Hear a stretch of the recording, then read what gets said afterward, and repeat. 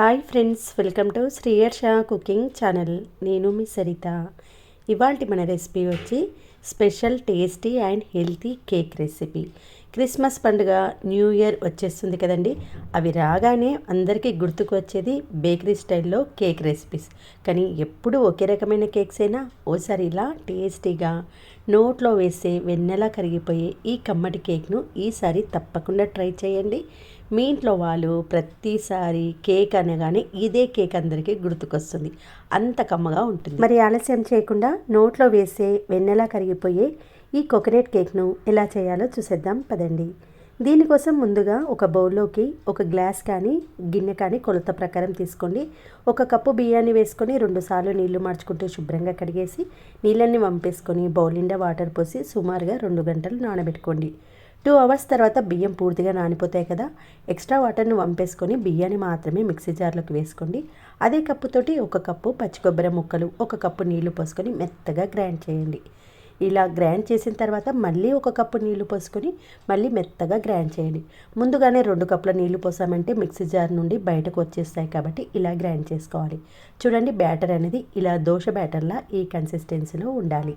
ఇప్పుడు దీనిని పక్కన పెట్టేసి ఇప్పుడు మరొక బౌల్లో అదే కప్పుతోటి 1 కప్పు బెల్లం తురుము, 1 కప్పు నీళ్లు పోసుకొని స్టవ్ ఆన్ చేసి స్టవ్ పైన పెట్టుకొని బెల్లాన్ని నీళ్ళల్లో కరిగించుకోవాలి. ఇక్కడ ఎలాంటి పాకం రానవసరం లేదు, జస్ట్ బెల్లము నీళ్ళల్లో కరిగితే సరిపోతుంది. దీంట్లో ఏమైనా నలకలుంటే వడకట్టి పక్కన పెట్టుకోండి. తర్వాత స్టవ్ ఆన్ చేసి మందంగా ఉన్న ఒక ప్యాన్ పెట్టుకొని 2-3 టేబుల్ స్పూన్ల నెయ్యిని వేసుకొని మీకు నచ్చిన డ్రై ఫ్రూట్స్ను నెయ్యిలో దూరగా వేయించుకోండి. ఇలా దూరగా వేగిన ఈ డ్రై ఫ్రూట్స్ని తీసి పక్కన ప్లేట్లో పెట్టేసుకోండి. ఇప్పుడు ఇదే ప్యాన్లో అదే కప్పుతోటి 3 కప్పుల చిక్కటి కాచి చల్లార్చిన పాలను యాడ్ చేసుకోవాలి. 1 కప్పు బియ్యానికి 3 కప్పుల పాలు కరెక్ట్గా సరిపోతాయి. ఇలా పాలు పొంగు వచ్చేటప్పుడు 1 టీ స్పూన్ యాలకుల పొడిని వేసి మంటను సిమ్లో పెట్టుకొని మనం గ్రైండ్ చేసిన బ్యాటర్ను పోస్తూ ఇలా కలుపుతూ ఉండాలి. నెమ్మదిగా కలిపాలంటే ఉండలు కట్టే ఛాన్స్ ఉంటుంది కాబట్టి ఫాస్ట్గా పోసుకుంటూ ఫాస్ట్గా కలిపేయాలి. కలిపినప్పటికి కూడా ఇలా ఉండలు కడుతూనే ఉంటుంది, ఏమీ కాదు. ఇలా మనం స్పూన్తో వాటిని ఉండలను స్మాష్ చేస్తూ కలుపుతూ ఉండండి. బ్యాటర్ పోసిన వెంటనే మనము కరిగించుకున్న బెల్లం నీళ్ళు ఉన్నాయి కదా, ఆ బెల్లం నీళ్ళని కూడా ఇందులో పోసి పూర్తిగా కలిసేలా కలుపుతూ ఉండలు లేకుండా ఇలా స్పూన్తో స్మాష్ చేస్తూ ఉడికించుకుంటూ ఉండాలి. మధ్య మధ్యలో కొంచెం కొంచెం నెయ్యిని వేస్తూ సిమ్లో పెట్టుకొని సుమారుగా 6 నుంచి 8 నిమిషాల పాటైనా ఉడికించాలి. 6 to 8 మినిట్స్ తర్వాత ప్యాన్ నుంచి ఇలా సపరేట్ అయ్యి ముద్దగా అయిన తర్వాత స్టవ్ ఆఫ్ చేయండి. ఇప్పుడు ఇలా లోతుగా ఉన్న కేక్ బౌల్ కానీ లేదా ఫ్లాట్గా ఉన్న స్టీల్ బౌల్ కానీ తీసుకొని కొంచెం నెయ్యిని అప్లై చేసుకోండి అడుగు భాగంలో.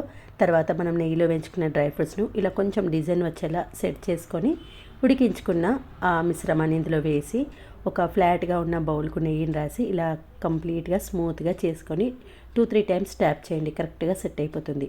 అలా ఒక అరగంట వదిలేసిన తర్వాత మరొక ప్లేట్లోకి డీమోల్డ్ చేసేసుకోండి. ఈజీగా వచ్చేస్తుంది.